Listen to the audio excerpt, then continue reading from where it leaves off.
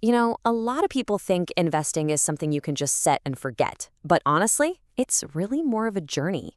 And just like any journey, your strategy, well, it has to change as you change. So today, we're going to dive into exactly that, how to tailor your investments for every single stage of your life. This quote really nails it, doesn't it? It's not just about deciding to invest.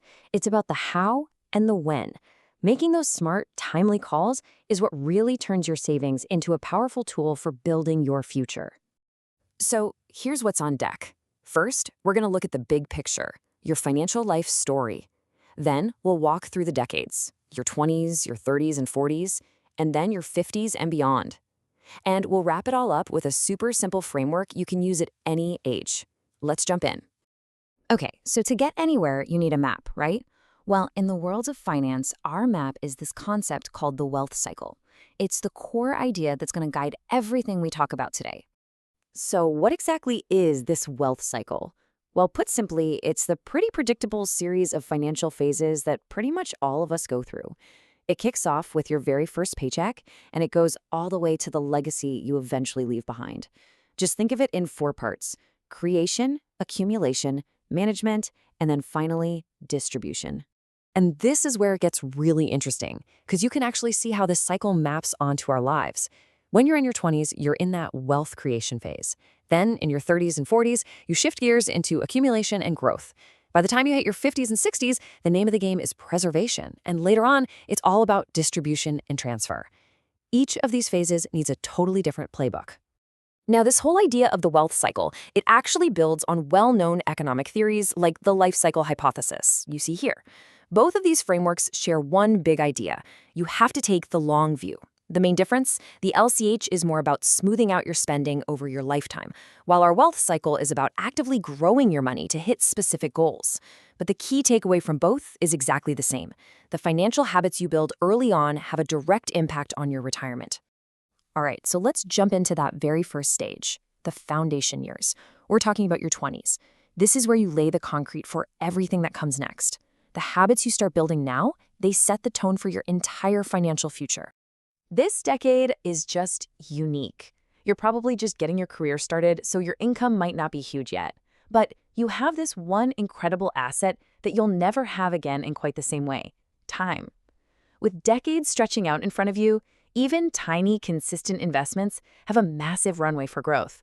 Plus, you have plenty of time to bounce back from any market bumps along the way. So what should you actually be doing right now? First off, get a budget. The 50-30-20 rule is a fantastic place to start. Next, build that emergency fund. Aim for 3 to 6 months of your expenses. You've got to tackle any debt, like student loans, in a smart way. And start putting money into retirement, even if it's just a little bit. And hey, don't forget to invest in yourself. Upskilling now can boost your earning power for decades. And if you're wondering why that emergency fund is so absolutely critical, just look at this number. A whopping 75% of Americans don't even have enough saved to cover 3 months of basic living costs. That's staggering. Building that safety net isn't just a nice idea, it is the bedrock of financial security. Okay, let's fast forward a bit. We're moving into the next phase, the growth years. This is when your career usually kicks into a higher gear, maybe your family is growing, and your financial strategy really needs to level up from just saving to smart, strategic investing.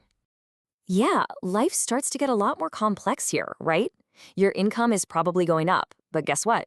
So are your responsibilities. You might have a mortgage, or you're thinking about saving for your kids' college. It's a huge balancing act.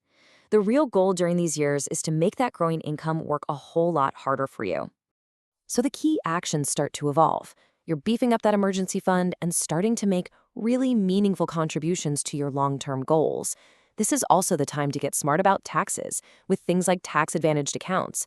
And you need to embrace core strategies like asset allocation, which is just a fancy way of saying how you split your money up, and diversification to keep your risk in check as you grow. And this quote perfectly captures the mindset you need. A study from Morningstar found that a simple buy and hold approach did better than a strategy that tried to jump in and out of the market. The lesson here is so clear. It's all about consistency. It's about time in the market, not timing the market. And now we're entering a really different chapter, the preservation years. We're talking your 50s and beyond. At this point, the game totally changes. The goal isn't so much about aggressive growth anymore, it's about protecting the wealth you've worked so incredibly hard to build. So, you're probably at the top of your career, making more than ever, but retirement is no longer some far-off dream. You can almost touch it. The focus has to shift from pure growth to making sure that nest egg is safe and sound. You start planning for a steady income in retirement and thinking seriously about the legacy you're going to leave. The steps you take here are absolutely crucial for a secure retirement. You want to max out those retirement contributions. Use the catch-up options. The goal should be to pay off all your debt, especially that mortgage. It's time to get serious about estate planning. That means reviewing your will and any trusts. And so important, you have to plan for healthcare costs and figure out a smart, tax-efficient way to start withdrawing your funds. And speaking of withdrawal strategies, you'll often hear about this little rule of thumb.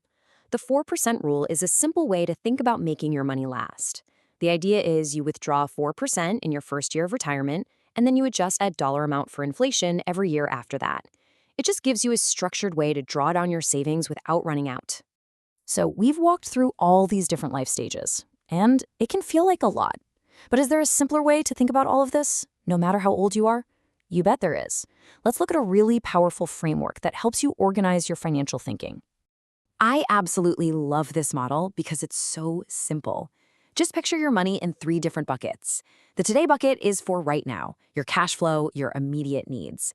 The tomorrow bucket is for building your future, funding big goals like retirement or buying a home.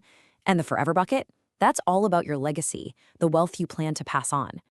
And this image, it really says it all for that forever bucket, doesn't it?